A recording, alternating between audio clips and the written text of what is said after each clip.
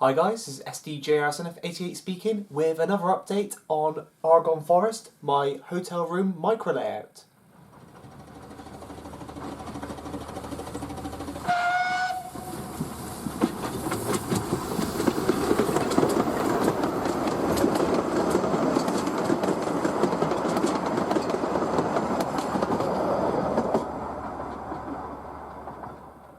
So as you can see, there's been plenty of progress since the previous update.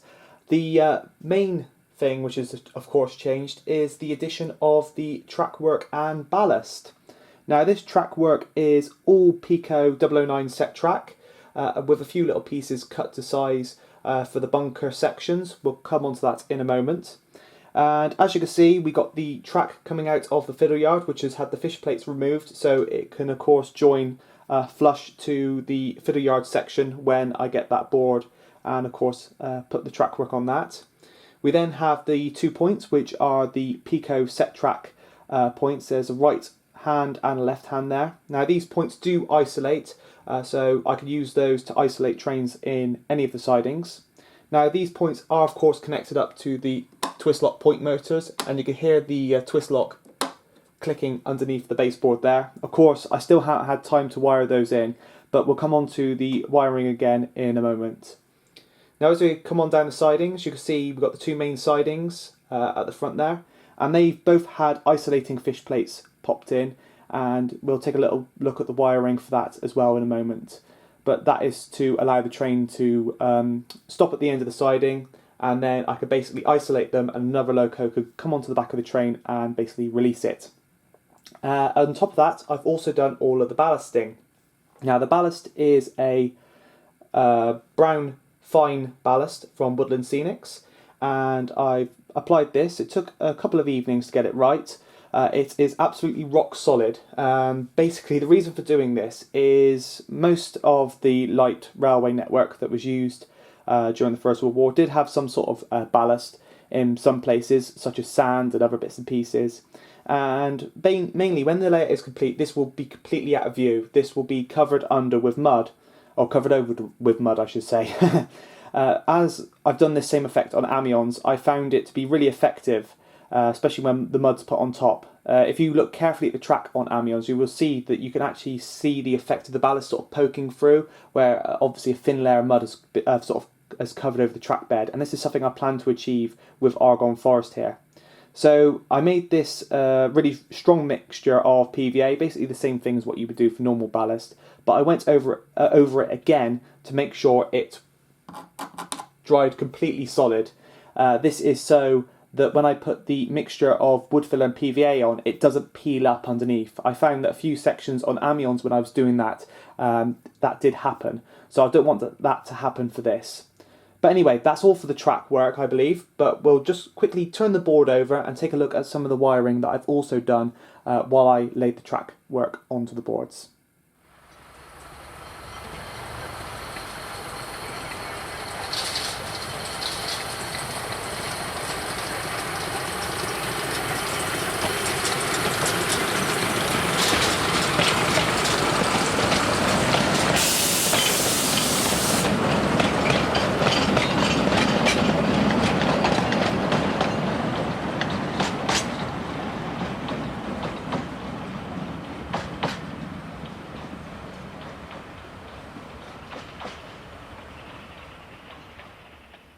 So taking a quick look at the underside of the baseboard, you will see there are a few more wire additions since the previous update.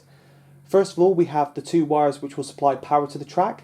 I plan to have a similar setup to as on Amiens 1918, where I have a special plug on the ends of these two wires which will allow me to swap between analog and digital controllers. I also plan to connect two more wires to these, which will allow me to run power to the fiddle yard section once that has been built. Moving on to the right, we have the two twist lock point motors. I touched upon these in the previous update, so if you want a bit more information on these, do check that out. I'll pop a little link at the top of the screen now and in the description below. Then moving on to the far board, we have four more wires. We have two black and two red wires. And these are for the isolating sections at the tips of the sidings. Now the idea is I'll put a connector on these and run these wires all the way back along the baseboard to a switch panel that will be located on the fiddle yard. It will have a plug on like all the wires that we run into the fiddle yard, so I can disconnect that section when I pack the layout away in its box, and it will allow me to isolate the trains at the top of those sidings. Now, as you saw in the trackwork above, there are some isolating fish plates, and these wires connect to either side of that, and that creates the break in the circuit. Once the switch is on, it will allow power to run from one of those rails around that isolating fish plate and provide power so that locomotive can then move off once it's been released from its train.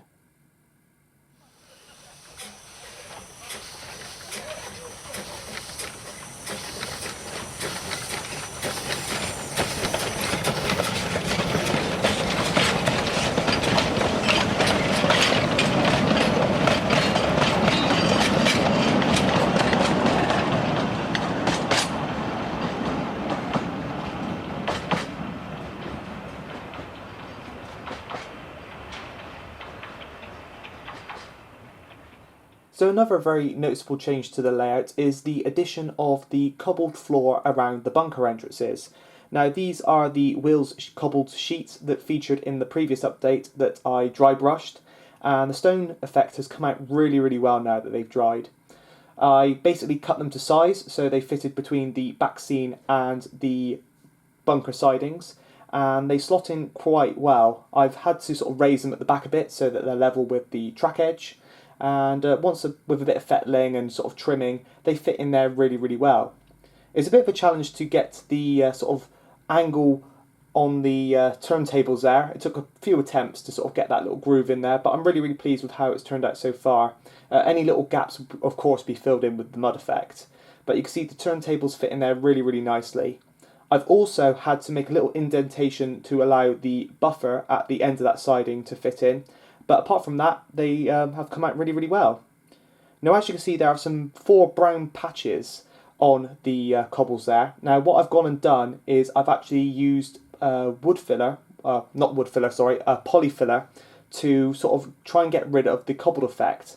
As I imagined inside the bunkers, looking at pictures, they would have had a concrete floor. So what I've gone and done is tried to fill out all the sort of cobble effect in there and basically replace it with a flat concrete effect. You can still see some of the cobbles sort of coming through, but they are not as predominant as they were without it. And I've gone over with a number of paints and done a bit of dry brushing, and then I've gone over with a number of weathering powders to try and blend it in with the item we'll be looking at now. So what you're looking at here are 2 pictures of the inside of the Jersey Underground Hospital, which I took on a visit to the island about a year or so ago. Now, these pictures were taken in one of the tunnels, staring down right to the far end, and it sort of almost goes well into the distance. It was one of the longest tunnels in the complex, and I just took it as sort of an arty shot during a visit. It's a really good museum, and I highly recommend that when you do, or if you do visit Jersey, do go check it out. It's a really moving story about the construction and what those hospitals were used for.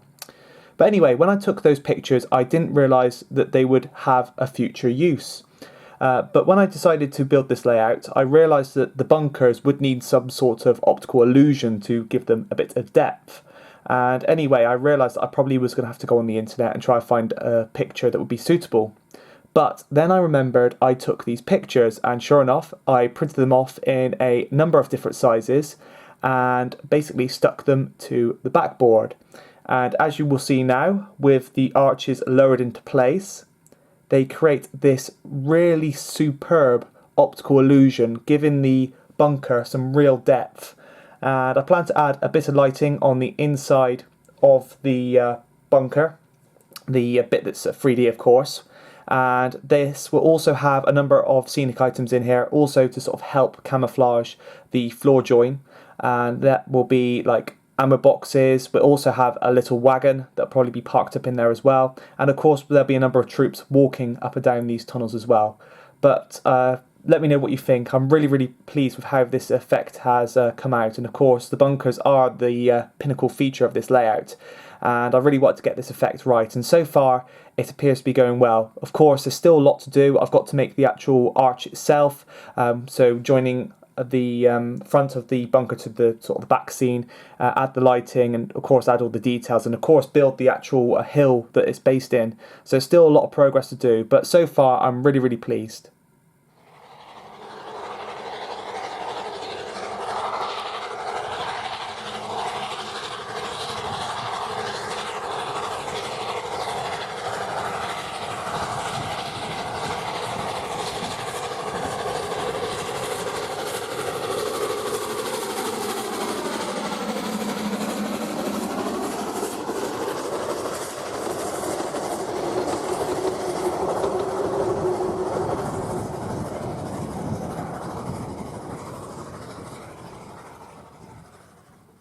So I hope you enjoyed the progress on Argonne Forest for this week. There's been plenty of work done, but there's still lots to be getting on with. I think the next step will be, of course, building up the landforms, and then once that is done, I can then get started on the scenery. Now, of course, as you all know, the main part of the scenery will involve wood filler and PVA to create the mud, and that can get very messy, which will be a bit of a challenge in a hotel room, but we'll give it a go anyway. And then once that's down, basically all the scenic items can be put into place, such as the figures that you've seen in previous updates, the artillery shelves, ammo crates and vehicles, and then of course all the foliage for the forest as well. So lots to be getting on with. But anyway, I hope you enjoyed this update, and as always, this has been SDJRSNF88 speaking, and thanks for watching.